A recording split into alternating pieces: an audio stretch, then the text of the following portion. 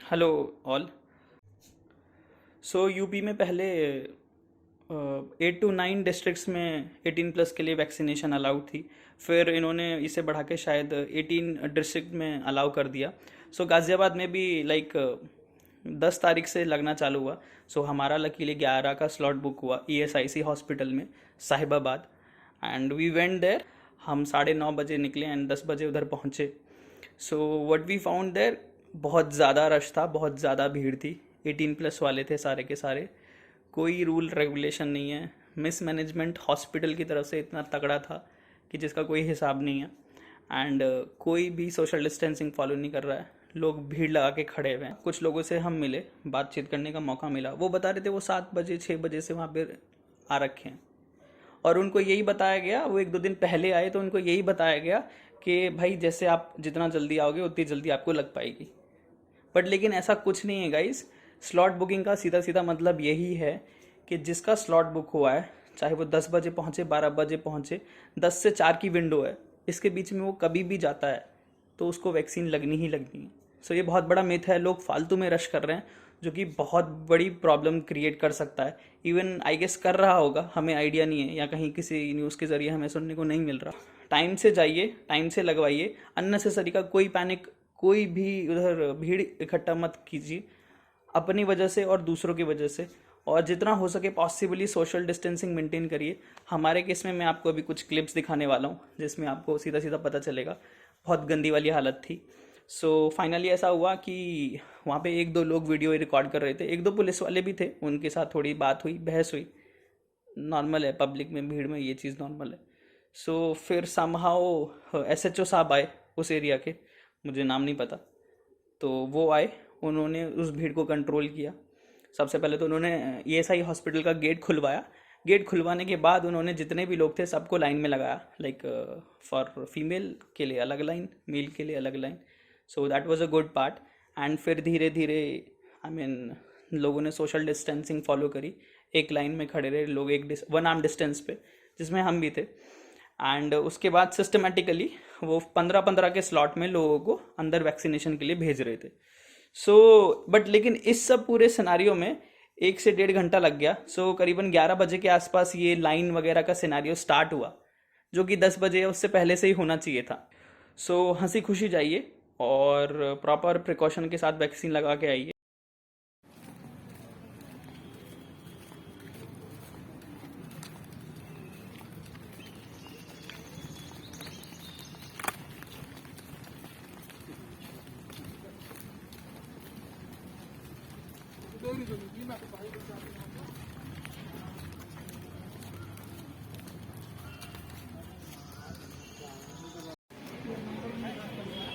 वो है ना, सबने सालों में 10 से 11 भर दिया। अब इनका 10 से 11 की कैपेसिटी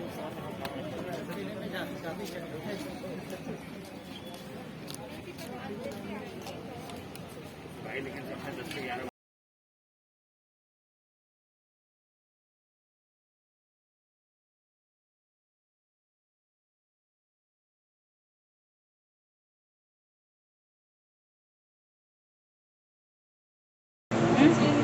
इतना करेंगे तो आधार भी रखूं। एकदम डरिए मत, एकदम सोचिए कुछ हो नहीं रहा, ठीक है। सुबह के लिए भी हो जाएंगे, कार्ड लेके जाइए।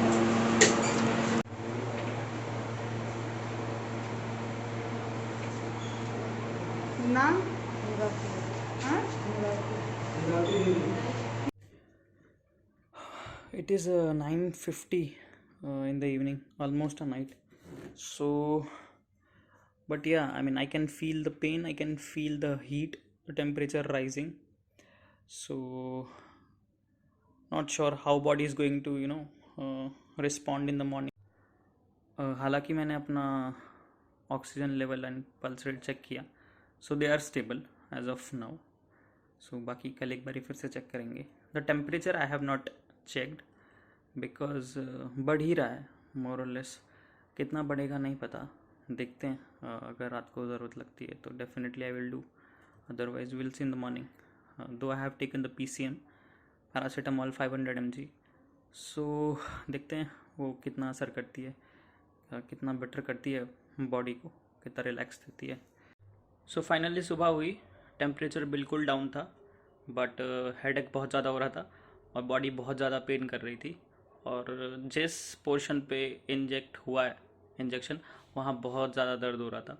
एंड पूरी रात भर बॉडी में पेन रहा और टेम्परेचर बहुत राइज़ हो रहा था, इवन पसीने भी बहुत आ रहे थे। तो फाइनली 2 से 3 बजे के बीच में जाके बॉडी कूल डाउन हुई, सारा पसीना ख़त्म हुआ। And then I got a like sleep for I guess 2 to 3 hours hardly. So सुबह उठने के बाद fatigue was there and headache was there and the temperature was down, पर लेकिन जो पूरी बॉडी है वो बहुत ही ज़्यादा थकावट महसूस कर रही थी। तो फिर से हमने पीसीएम ली कुछ खाने के बाद, एंड फिर से हम सोने चले गए क्योंकि रात भर नींद नहीं आई थी। एंड उसके बाद सोने के बाद हमको फिर से पसीना आया और फिर से हमें थोड़ी देर के बाद बॉडी का टेम्परेचर फिर से डाउन हो गया। थोड़ी देर के लिए अप हुआ था, फिर डाउन हो गया। एंड उसके बाद हम बहुत रिलैक्स फील कर रहे थे। वो जो फटीग था, वो जो बॉडी एक था, वो भी थोड़ा सा गायब हो गया था।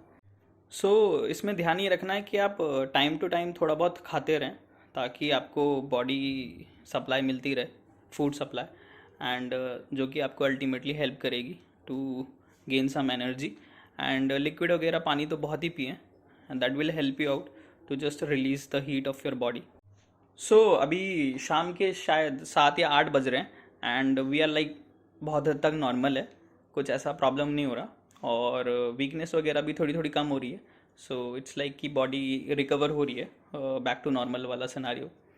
एंड अभी बहुत हद तक सब चीज़ ठीक है। कोविशील्ड में बस यही है कि फीवर होता है, बॉडी टेम्परेचर राइज होता है, बाकी चीज़ें फिर नॉर्मल हो जाती हैं।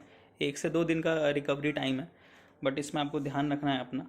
कोविशील्ड के केस में हर किसी को प्रॉब्लम नहीं है, किसी किसी को बॉडी ऐसा रिएक्ट करती है। तो मेरे जानने में तो हम 3 लोग गए थे 11 मई को वैक्सीनेशन के लिए, जिसमें से मुझे और मेरे यंगर ब्रदर को ये प्रॉब्लम फेस हुई। My cousin, he was like okay, थोड़ा बहुत हेडेक हुआ था, थोड़ा बहुत बॉडी पेन कर रहा था, but he didn't suffer this high temperature and this fever kind of scenario. So guys, ध्यान रखिए अपना और अपने फैमिली का भी, हाँ, आसपास जितने भी लोग हैं सबका। ये थोड़ा पीक टाइम है, आई गेस मई एंड तक चीज़ें नॉर्मल हो जाएंगी, बहुत हद तक कम हो जाएंगी। प्लीज़ फिर भी हमें जो है प्रिकॉशन सारी की सारी फॉलो करनी है और वैक्सीन ज़रूर लगवाइए। ये आपको कहीं ना कहीं तो हेल्प करेगी कोविड से लड़ने में और ये बीमारी ना होने में, बहुत हद तक सीवियर ना होने।